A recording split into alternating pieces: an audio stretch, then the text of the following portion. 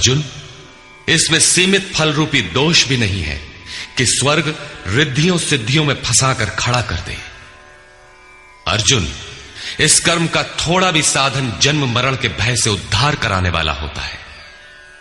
किंतु अभी तक उन्होंने यह नहीं बताया कि वो कर्म है क्या, किया कैसे जाए। इसी अध्याय के 41वें श्लोक में उन्होंने बताया, अर्जुन, इसमें निश्चयात्मक बुद्धि एक ही है, क्रिया एक ही है। तो क्या बहुत सी क्रिया वाले भजन नहीं करते? श्री कृष्ण कहते हैं, वे कर्म नहीं करते। इसका कारण बताते हुए कहते हैं कि अविवेकियों की बुद्धि अनंत शाखा वाली होती है, इसलिए वे अनंत क्रियाओं का विस्तार कर लेते हैं। वे दिखावटी शोभा युक्त वाणी में इन क्रियाओं को व्यक्त भी करते हैं। उनकी वाणी की छाप जिनके चित्त पर पड़ जाती है, उनकी भी बुद्धि नष्ट हो जाती है। अतः निश्चयात्मक क्रिया एक ही है। लेकिन यह नहीं बताया कि वो क्रिया कौन सी है। 47वें श्लोक में उन्होंने कहा, अर्जुन, कर्म करने में ही तेरा अधिकार है, फल में कभी नहीं। फल की वासना वाला भी मत हो और कर्म करने में तेरी अश्रद्धा ना हो, अर्थात निरंतर करने के लिए उसी में लीन होकर करें। किंतु यह नहीं बताया कि वो कर्म है क्या। प्रायः इस श्लोक का उद्धरण देकर लोग कहते हैं कि कुछ भी करो, केवल फल की कामना मत करो, हो गया निष्काम कर्म योग। किंतु अभी तक श्री कृष्ण ने बताया ही नहीं कि कर्म है कौन सा जिसे करें।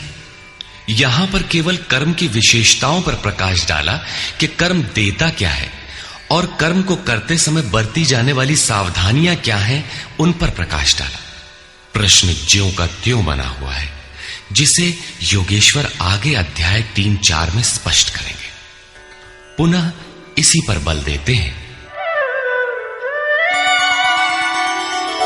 योगस्थः कुरु कर्माणि संगं त्यक्त्वा धनंजय सिद्ध्य सिद्ध्योः समो भूत्वा समत्वं योग उच्यते।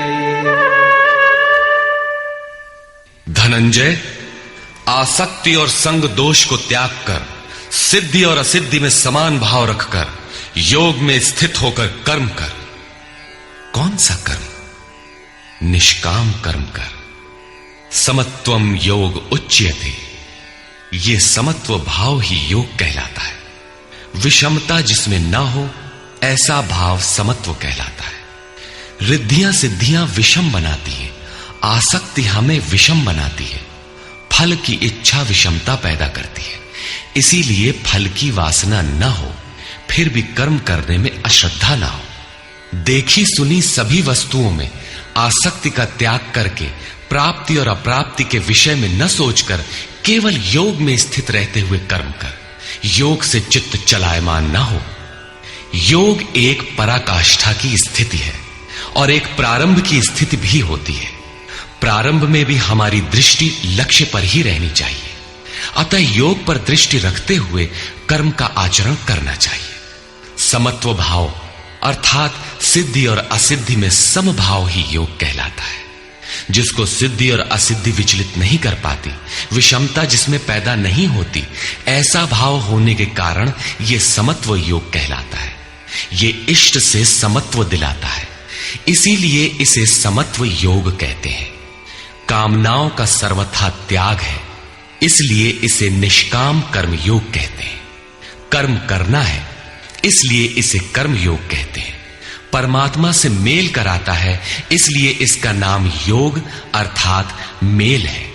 इसमें बौद्धिक स्तर पर ध्यान रखना पड़ता है कि सिद्धि और असिद्धि में समभाव रहे, आसक्ति न हो, फल की वासना न आने पाए। इसलिए यही निष्काम कर्म योग बुद्धि योग भी कहा जाता है। दूरेण ह्यवरं कर्म बुद्धियोगात् धनंजय बुद्धौ शरणमन्विच्छ कृपणाः फलहेतवः। धनंजय, अवरम कर्म, निकृष्ट कर्म, वासना वाले कर्म बुद्धि योग से अत्यंत दूर है। फल की कामना वाले कृपण हैं। वे आत्मा के साथ उदारता नहीं बरतते। अतः समत्व बुद्धि योग का आश्रय ग्रहण कर। जैसी कामना है वैसा मिल भी जाए तो उसे भोगने के लिए शरीर धारण करना पड़ेगा। आवागमन बना है तो कल्याण कैसा। साधक को तो मोक्ष की भी वासना नहीं रखनी चाहिए, क्योंकि वासनाओं से मुक्त होना ही तो मोक्ष है। फल की प्राप्ति का चिंतन करने से साधक का समय व्यर्थ नष्ट हो जाता है और फल प्राप्त होने पर वो उसी फल में उलझ जाता है। उसकी साधना समाप्त हो जाती है। आगे वो भजन क्यों करे, वहां से वो भटक जाता है। इसलिए समत्व बुद्धि से योग का आचरण करें। ज्ञान मार्ग को भी श्री कृष्ण ने बुद्धि योग कहा था कि अर्जुन, ये बुद्धि तेरे लिए ज्ञान योग के विषय में कही गई, और यहां निष्काम कर्म योग को भी बुद्धि योग कहा गया। वस्तुतः दोनों में बुद्धि का दृष्टिकोण का ही अंतर है। उसमें लाभ हानि का रिकॉर्ड रखकर उसे जांच कर चलना पड़ता है। इसमें भी बौद्धिक स्तर पर समत्व बनाए रखना पड़ता है। इसलिए इसे समत्व बुद्धि योग कहा जाता है। इसलिए धनंजय, तू समत्व बुद्धि योग का आश्रय ग्रहण कर, क्योंकि फल की वासना वाले अत्यंत कृपण हैं। बुद्धियुक्तो जहातीह उभे सुकृत दुष्कृते तस्माद्योगाय युज्यस्व योग कर्मसु कौशलम्। समत्व बुद्धि युक्त पुरुष पुण्य पाप दोनों को ही इसी लोक में त्याग देता है, उनसे लिपायमान नहीं होता। इसलिए समत्व बुद्धि योग के लिए चेष्टा कर। योगः कर्मसु कौशलम। समत्व बुद्धि के साथ कर्मों का आचरण कौशल ही योग है। संसार में कर्म करने के दो दृष्टिकोण प्रचलित हैं। लोग कर्म करते हैं तो उसका फल भी अवश्य चाहते हैं, या फल न मिले तो कर्म करना ही नहीं चाहते। किंतु योगेश्वर श्री कृष्ण इन कर्मों को बंधनकारी बताते हुए आराधना को एकमात्र कर्म मानते हैं। इस अध्याय में उन्होंने कर्म का नाम मात्र लिया। अध्याय 3 के 9वें श्लोक में उसकी परिभाषा दी और चौथे अध्याय में कर्म के स्वरूप पर विस्तार से प्रकाश डाला। प्रस्तुत श्लोक में श्री कृष्ण ने सांसारिक परंपरा से हटकर कर्म करने की कला बताई कि कर्म तो करो, श्रद्धा पूर्वक करो, किंतु फल के अधिकार को स्वेच्छा से छोड़ दो। फल जाएगा कहां? यही कर्मों के करने का कौशल है। निष्काम साधक की समग्र शक्ति इस प्रकार कर्म में लगी रहती है।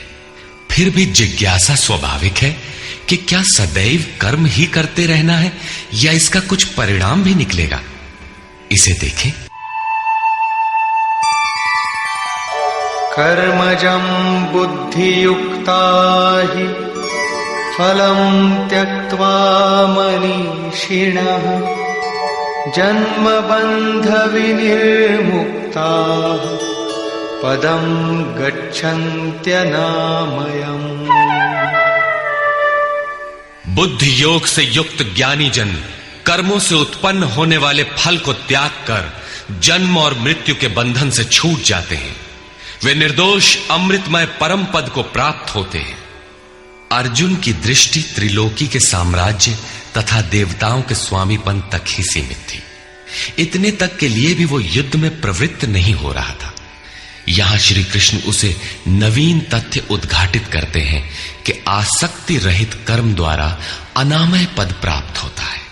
निष्काम कर्म योग परम पद को दिलाता है, जहां मृत्यु का प्रवेश नहीं है। इस कर्म में प्रवृत्ति कब होगी? यदा ते मोह कलिलं बुद्धिर्व्यतितरिष्यति तदा गन्तासि निर्वेदं श्रोतव्यस्य श्रुतस्य च।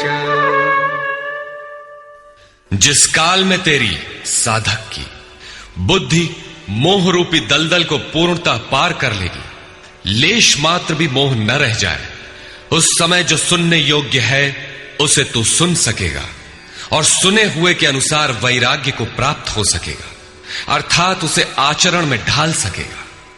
अभी तो जो सुनने लायक है उसे न तो तू सुन पाया है और आचरण का तो प्रश्न ही नहीं खड़ा होता।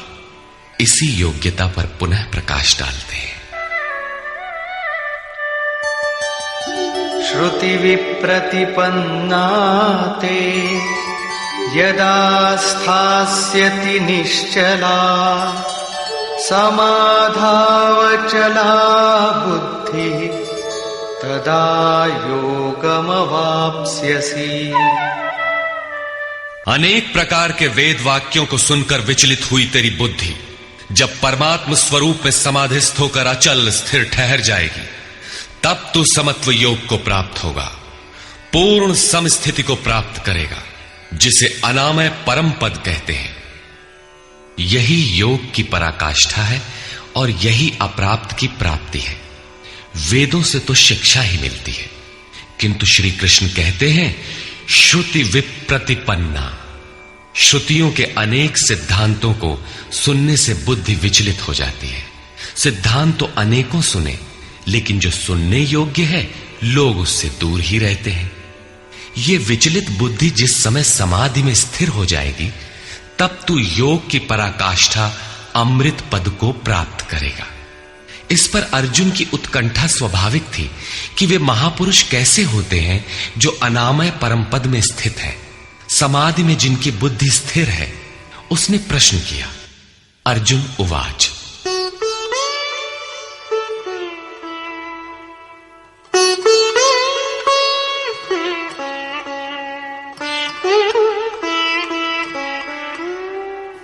स्थितप्रज्ञस्य का भाषा समाधिस्थस्य केशव स्थितधिः किं प्रभाषेत किमासीत व्रजेत किम्। समाधीयते चित्तम यस्मिन् स आत्मा एव समाधिः। जिसमें चित्त का समाधान किया जाए वो आत्मा ही समाधि है। अनादि तत्व में जो समत्व प्राप्त कर ले उसे समाधिस्थ कहते हैं। अर्जुन ने पूछा, केशव, समाधिस्थ स्थिर बुद्धि वाले महापुरुष के क्या लक्षण हैं? स्थित प्रज्ञ पुरुष कैसे बोलता है, वो कैसे बैठता है, वो कैसे चलता है? 4 प्रश्न अर्जुन ने किए। इस पर भगवान श्री कृष्ण ने स्थित प्रज्ञ के लक्षण बताते हुए कहा। श्री भगवान उवाच,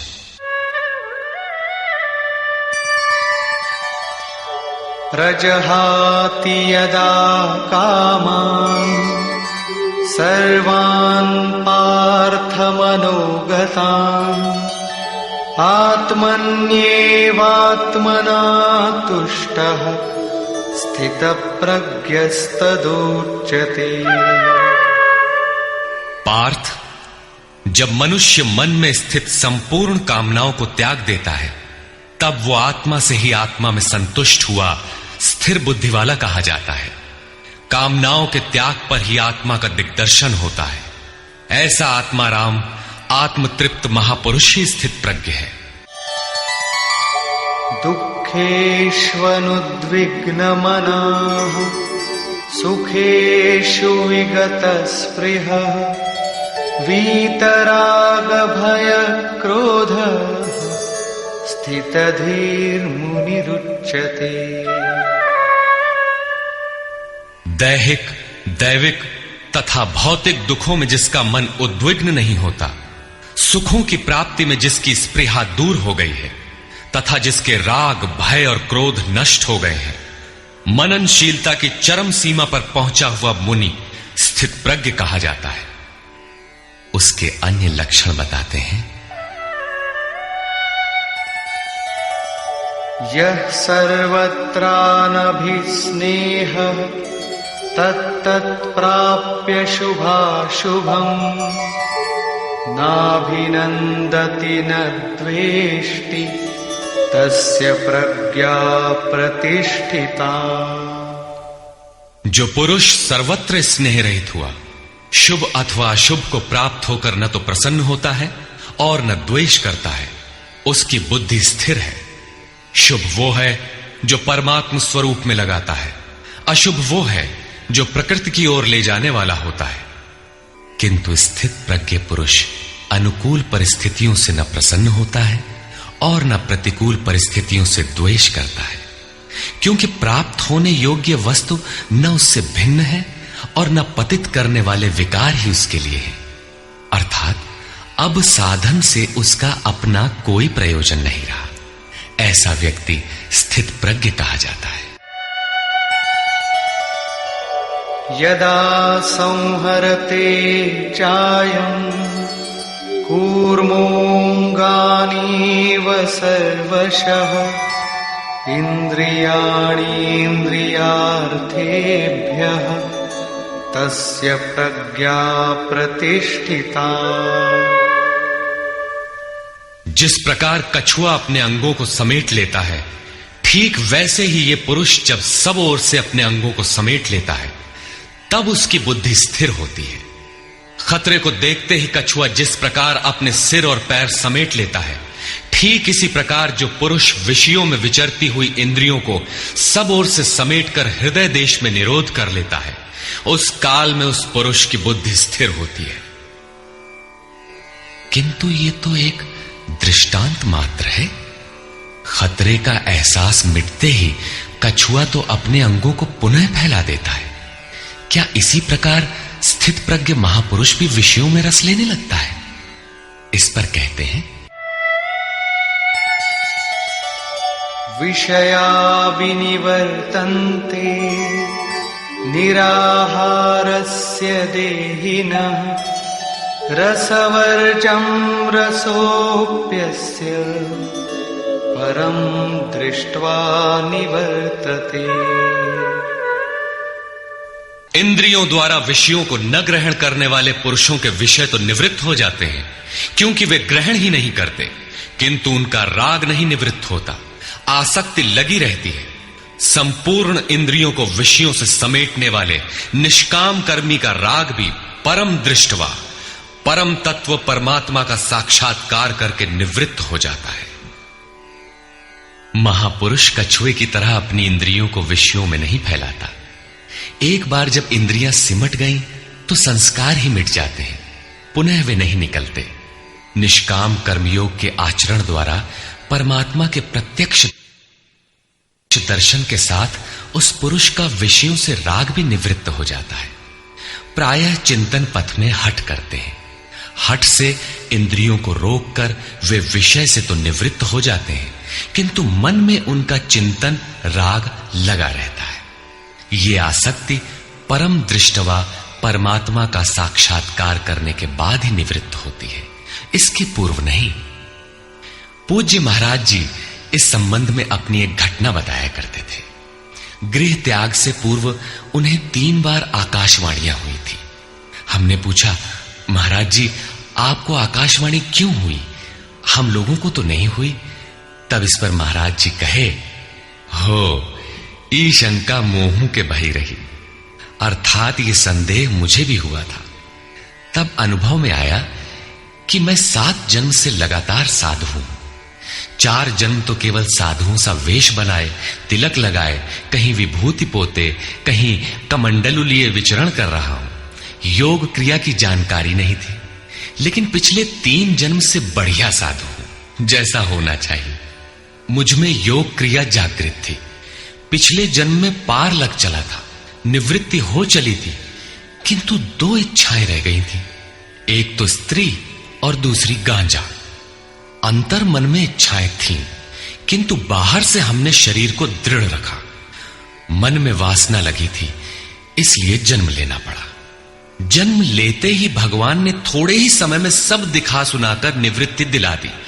2-3 चटकना दिया और साधु बना दिया।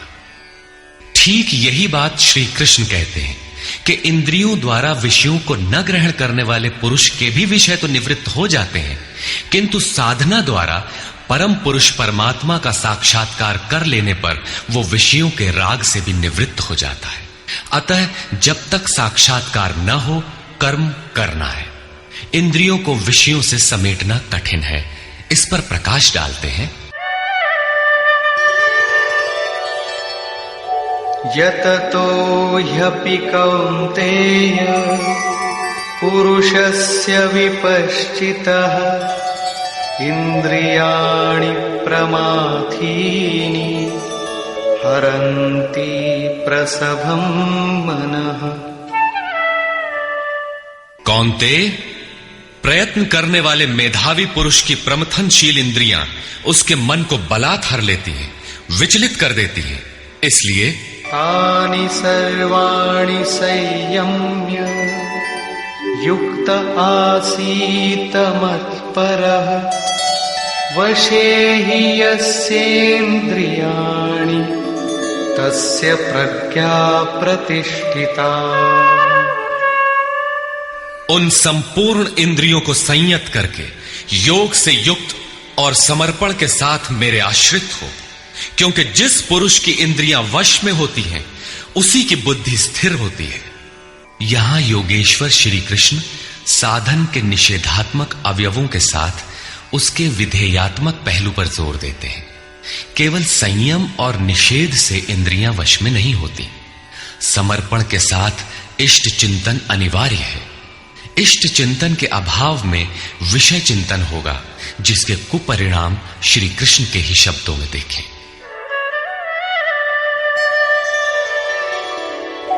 ध्यायतो विषयान् पुंसः संगस्तेषूपजायते संगात् संजायते कामः कामात् क्रोधोऽभिजायते। विषयों का चिंतन करने वाले पुरुष की उन विषयों में आसक्ति हो जाती है। आसक्ति से कामना उत्पन्न होती है। कामना पूर्ति में व्यवधान आने से क्रोध उत्पन्न होता है। क्रोध किसे जन्म देता है? क्रोधाद् भवति सम्मोहः सम्मोहात् स्मृति विभ्रमः स्मृतिभ्रंशात् बुद्धिनाशो बुद्धिनाशात् प्रणश्यति। क्रोध से विशेष मूढ़ता अर्थात अविवेक उत्पन्न होता है। नित्य अनित्य वस्तु का विचार नहीं रह जाता। अविवेक से स्मरण शक्ति भ्रमित हो जाती है, जैसा अर्जुन को हुआ था। भ्रमतीव च मे मनः। गीता के समापन पर उसने कहा, नष्टो मोह स्मृतिर्लब्धा। क्या करें क्या न करें इसका निर्णय नहीं हो पाता। स्मृति भ्रमित होने से योग परायण बुद्धि नष्ट हो जाती है, और बुद्धि नाश होने से ये पुरुष अपने श्रेय साधन से च्युत हो जाता है। यहां श्री कृष्ण ने बल दिया है कि विषयों का चिंतन नहीं करना चाहिए। साधक को नाम रूप लीला और धाम में ही कहीं लगे रहना चाहिए। भजन में ढील देने पर मन विषयों में जाएगा। विषयों के चिंतन से आसक्ति हो जाती है। आसक्ति से उस विषय की कामना साधक के अंतर मन में होने लगती है। कामना की पूर्ति में व्यवधान होने पर क्रोध, क्रोध से अविवेक, अविवेक से स्मृति भ्रम और स्मृति भ्रम से बुद्धि नष्ट हो जाती है।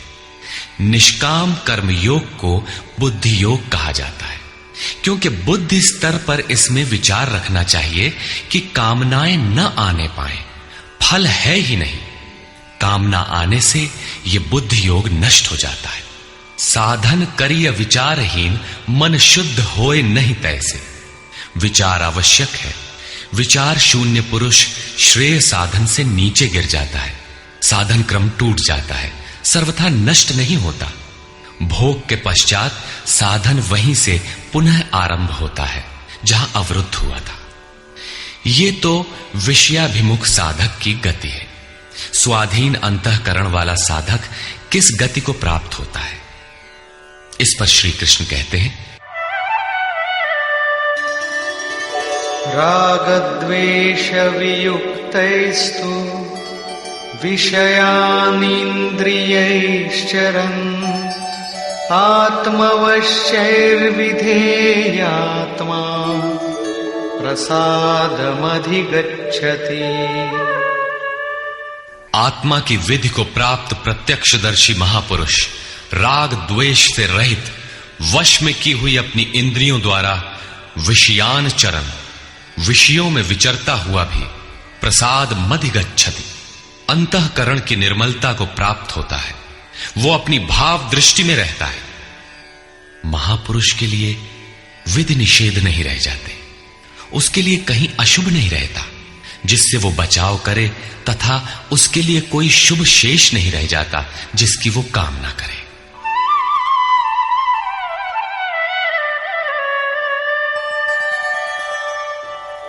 प्रसादे सर्वदुःखानां हानिरस्योपजायते प्रसन्नचेतसो याशु बुद्धिः पर्यवतिष्ठते। भगवान के पूर्ण कृपा प्रसाद भगवत्ता से संयुक्त होने पर इसके संपूर्ण दुखों का अभाव हो जाता है।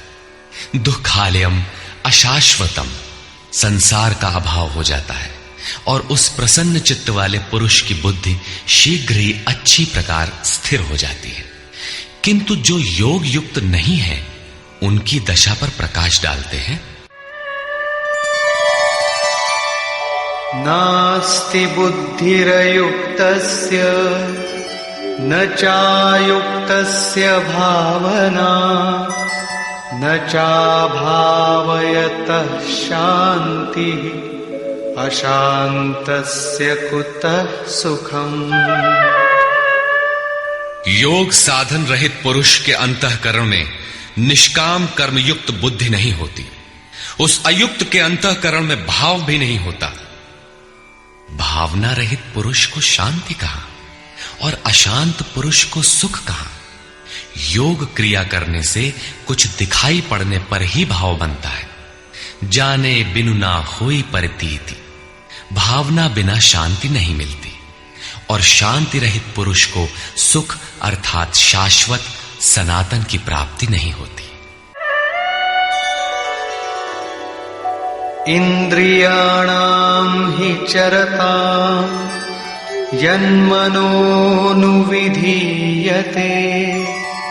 तदस्य हरति प्रज्ञां वायुर्नावमिवाम्भसि।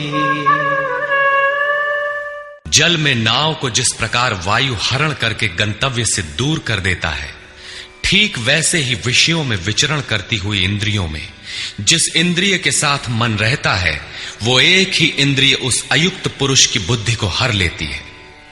अतः योग का आचरण अनिवार्य है। क्रियात्मक आचरण पर श्री कृष्ण पुनः बल देते हैं।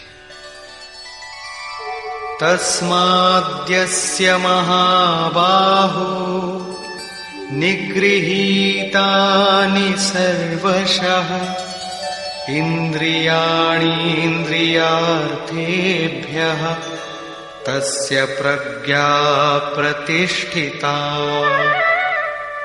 इससे हे महाबाहो, जिस पुरुष की इंद्रियां इंद्रियों के विषयों से सर्वथा वश में की हुई होती हैं, उसकी बुद्धि स्थिर होती है।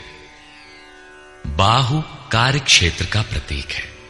भगवान महाबाहु एवं आजानुबाहु कहे जाते हैं। वे बिना हाथ पैर के सर्वत्र कार्य करते हैं। उनमें जो प्रवेश पाता है या जो उसी भगवत्ता की ओर अग्रसर है, वो भी महाबाहु है। श्री कृष्ण और अर्जुन दोनों को महाबाहु कहा गया है। या निशा सर्वभूतानां तस्यां जागर्ति संयमी यस्यां जागृति भूतानि सा निशा पश्यतो मुनि। संपूर्ण भूत प्राणियों के लिए वो परमात्मा रात्रि के तुल्य है। क्योंकि दिखाई नहीं देता, न विचार ही काम करता है, इसलिए रात्रि सदृश है। उस रात्रि में परमात्मा में संयमी पुरुष भली प्रकार देखता है, चलता है, जागता है, क्योंकि वहां उसकी पकड़ है। योगी इंद्रियों के संयम द्वारा उसमें प्रवेश पा जाता है। जिन नाशवान सांसारिक सुख भोग के लिए संपूर्ण प्राणी रात दिन परिश्रम करते हैं, योगी के लिए वही निशा है। रमा विलासु राम अनुरागी, तजत बमन जिमि जन बड़ भागी। जो योगी परमार्थ पथ में निरंतर सजग और भौतिक ऐषणाओं से सर्वथा निष्प्रिय होता है, वही उस इष्ट में प्रवेश पाता है। वो रहता तो संसार में ही है, किंतु संसार का उस पर प्रभाव नहीं पड़ता। महापुरुष की इस रहनी का चित्रण देखें। आपूर्यमाणमचल प्रतिष्ठम् समुद्रमाप प्रविशन्ति यद्वत् तद्वत् कामायं प्रविशन्ति सर्वे सशान्तिमाप्नोति न कामकामी।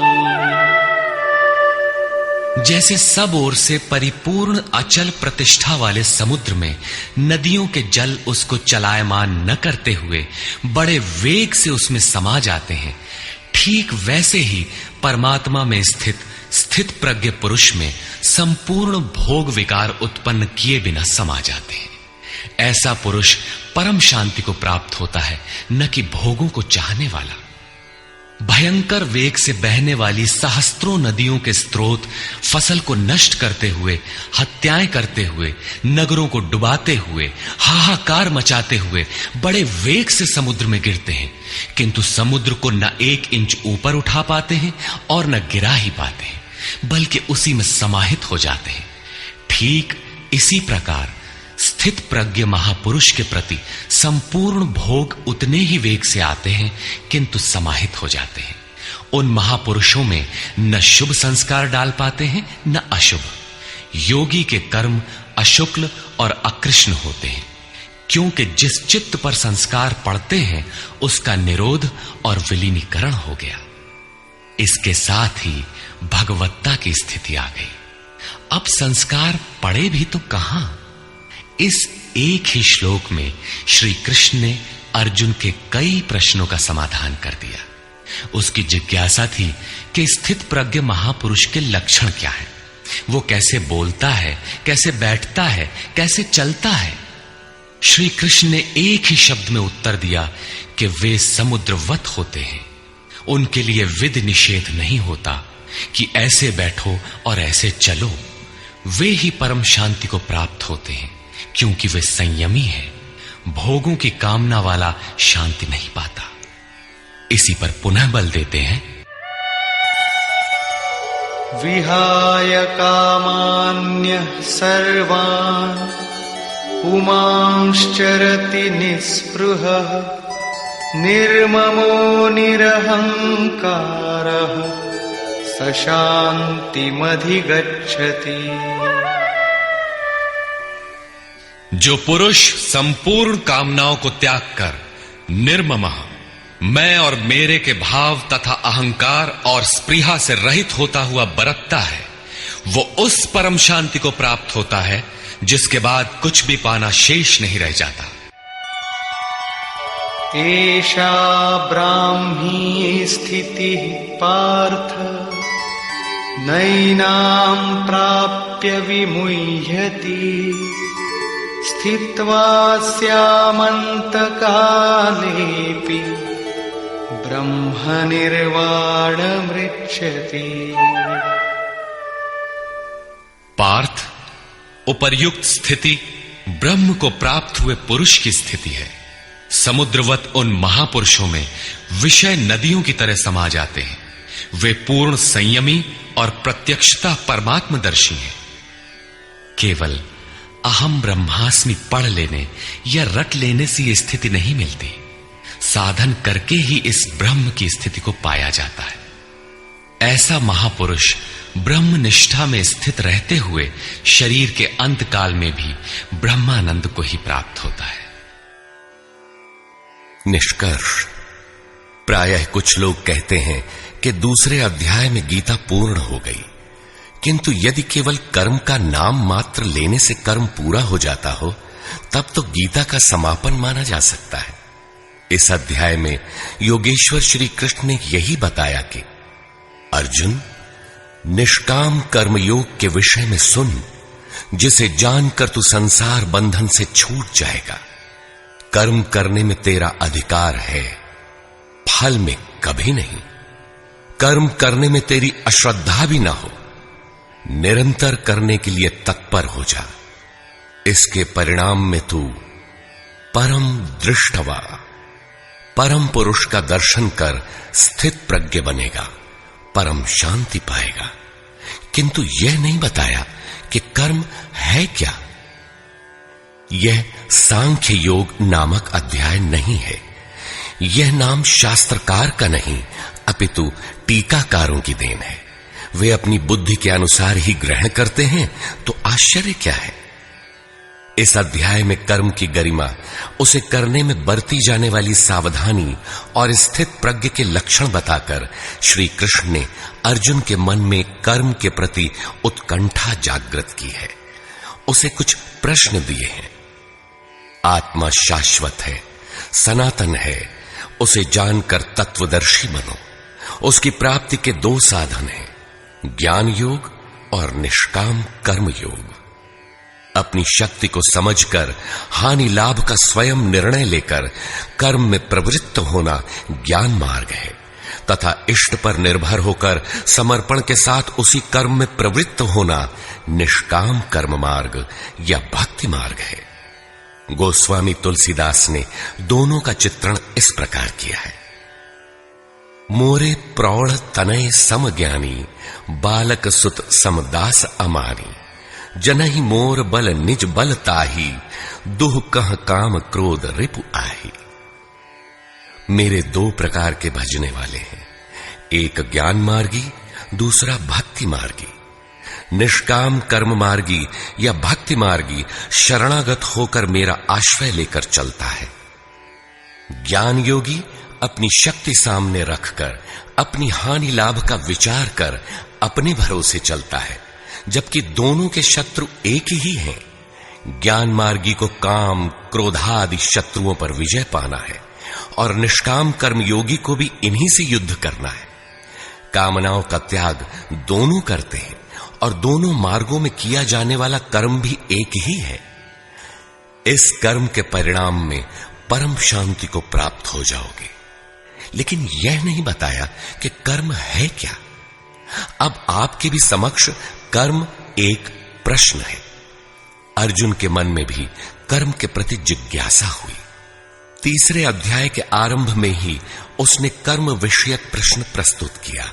अतः ओम तत्सदिति श्रीमद् भगवद गीता सूपनिषत्सु ब्रह्म विद्यायाम योग शास्त्रे श्री कृष्णार्जुन संवादे कर्म जिज्ञासा नाम द्वितीयो अध्यायः।